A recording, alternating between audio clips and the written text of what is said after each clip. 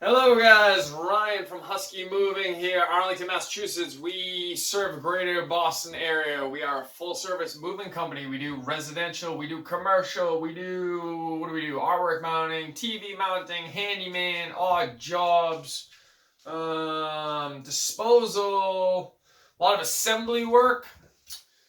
What did I do today? I just finished up a moving job. What did I do this morning? This morning was another moving job. So it's all over the place. Whatever you need done, we try to get it done. I want to talk to you guys about a situation that happened today.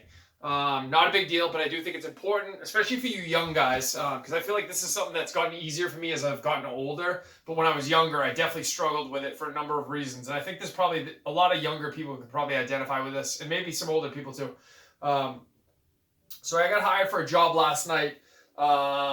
It's a repeat customer. I did a job for this gentleman about a year ago, roughly. He wanted to move the stuff that I originally moved for him. I moved it into a basement of a friend of his house because he had to store it for a while.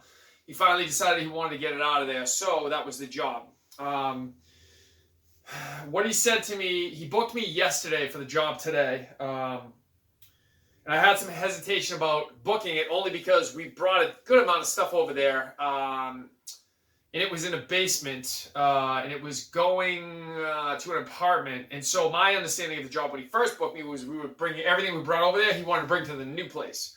Come to find out, he didn't want to do that. But what he said to me was, I think this should take an hour and a half. And so I could have let that go for sure, but I decided not to let it go because if you've watched any of my videos before, you've heard me talk about the importance of setting expectations early and saying what you need to say in the beginning of the job so at the end of the job there's not a problem. So he's like, I feel like this should take an hour and a half. Or he said something along the lines of like, I need it to take an hour and a half because that's what I budgeted for. And rather than get into it with him, I said to him, if cost is a concern, which I completely understand, there are probably much cheaper ways you could go about doing this. You could probably find another person on TaskRabbit. You could find someone on Craigslist. I'm definitely not going to be your cheapest option for sure. And so if that's a major concern, you might want to explore that, and then you don't have to worry about it because he was paying a truck charge as well as my hourly charge.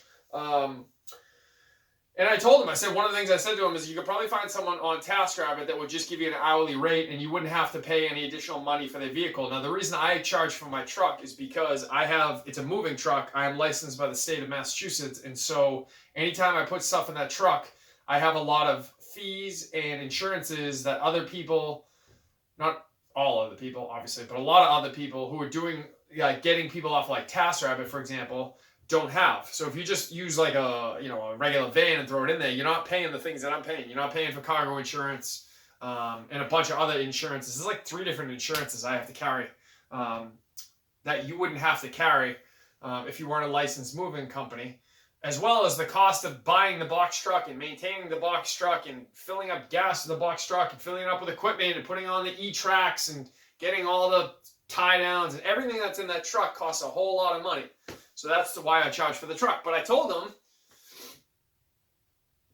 if you don't want to do that, you can probably find someone who just has a van. Like, whatever. And he was like, he basically never really answered me on that. He just kind of blew through that. And then he immediately, again, said something about the hour and a half. And I said to him, just so you know, I'm not committing to an hour and a half. Like, I never commit to any kind of time frame. Whenever someone does that to me, I'm like, no.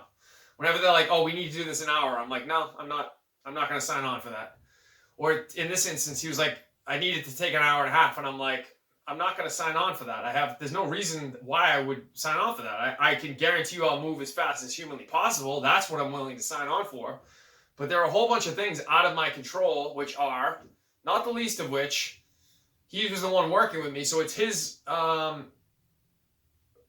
moving quick and working hard. And I have no control over that. Like, I don't get to dictate how fast he works or how much he works. And then he was moving into an area that's notoriously difficult and busy to park in. It's a very congested area. And so it's hard to park, hard to move in there. And I knew that. And I said he also wanted to do it right at rush hour. And so all of these things I told him, I said, I'm not, just so you know, I'm not committing to an hour and a half. If you want to use me, fantastic, but I am not committing to an hour and a half. If you have that in your mind, that's 100%, but I that's not on me. I'll move as fast as I can. That's as much as of a guarantee as I'm willing to give you. And he pushed back a little bit, and then he was like, said something about the hour and a half again. And I said, listen, if time and money are a huge deal for you, which I completely understand, I get it, I would encourage you again to find someone who's cheaper so you're not as concerned with time and they can give you more time and you'll wind up paying the same amount or less than what I'm going to charge.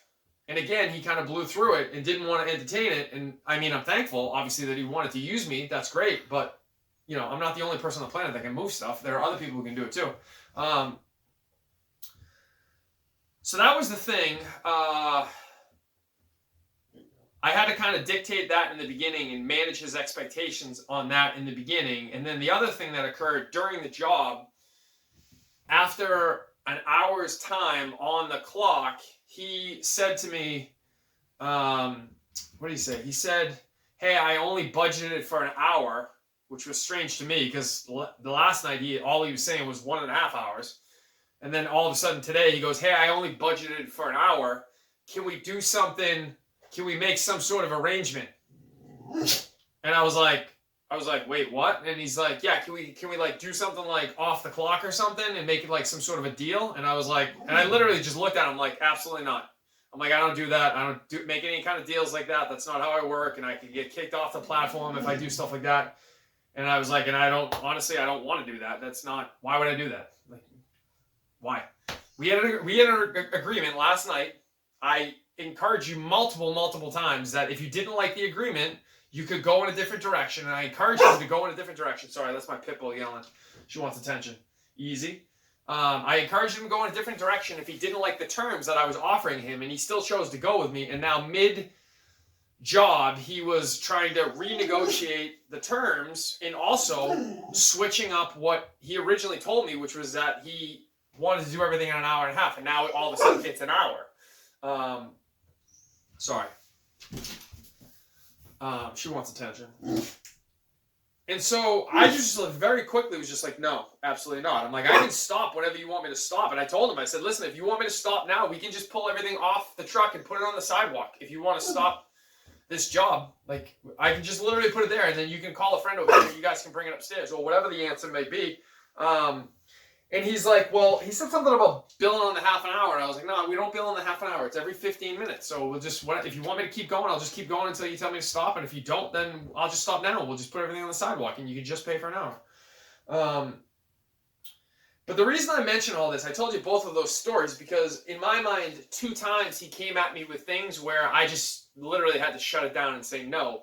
And the point of this video, the reason why I told you those stories is because when I was younger, I think I had a harder time just being like, absolutely not. You know, like, because for whatever reason, I felt like there was a part of me, I think, that felt guilty. Like I had to like entertain this stuff, or like, maybe there was a part of me that felt like somehow like we had caused this by like going slow, even though like it's like nobody in the history of the world has ever been like, you need to move quicker. I've never heard that one time in my life.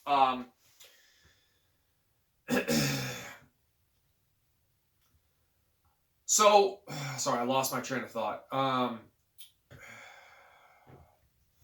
It was really important for me to, just as I got older, to learn to be okay with saying no and telling people that their ideas, just because they had an idea, didn't make it okay or something that I needed to entertain or anything. Like nothing about what transpired today was anything I needed to entertain as far as I was concerned. We had already gone through the negotiation process last night. And if I'm being honest with you, I tried to bail out of the negotiation a couple of times because I didn't want to deal with it. I was like, listen, if you don't like what I'm offering you, I get it. Go in a different direction. And I'm okay. Like I had a job this morning.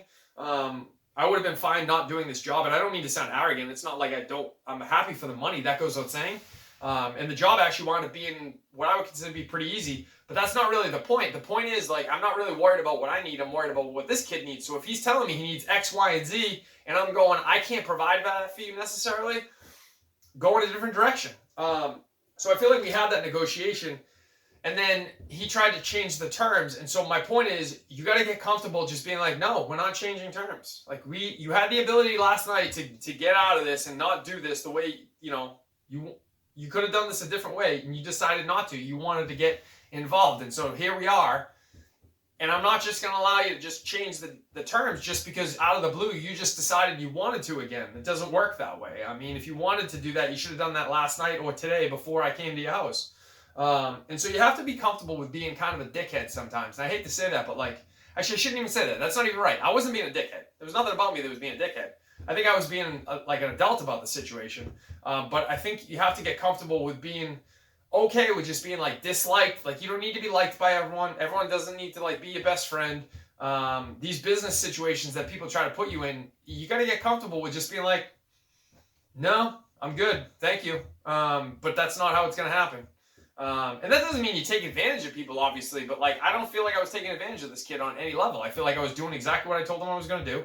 And I was working as hard as I possibly could, And in my mind, if he had signed on last night for this, he should have been thankful that I was working as hard as I could, I think. And also cognizant of the clock and getting me out of there at whatever time he wanted to get me out of there. And I'm okay with that. I'm fine with that. Like, I love that, actually, if I'm being honest with you, because I'm that guy. Like, if I'm paying a bill, I want someone to be super efficient with my money and then get out. I am that person. So I don't mind that at all. I just didn't like the trying to switch up the terms mid job. So get used to not being liked. Get used to saying no. At some point, it's going to switch from being like uncomfortable and making you feel weird to you're actually going to feel good about it. I think you're going to be like, no, I'm okay. Like, all right. You don't like what I said? No. Okay. That's fine. Not everyone needs to like me, you know? All right, guys. Anyway, just thought to tell you a quick story. If you found any value, as always, like and subscribe. And if you need to get a hold of me, info@huskymoving is our email. And huskymoving.com is our website. Go check it out. Buy a shirt. Put my non-existent kids through college.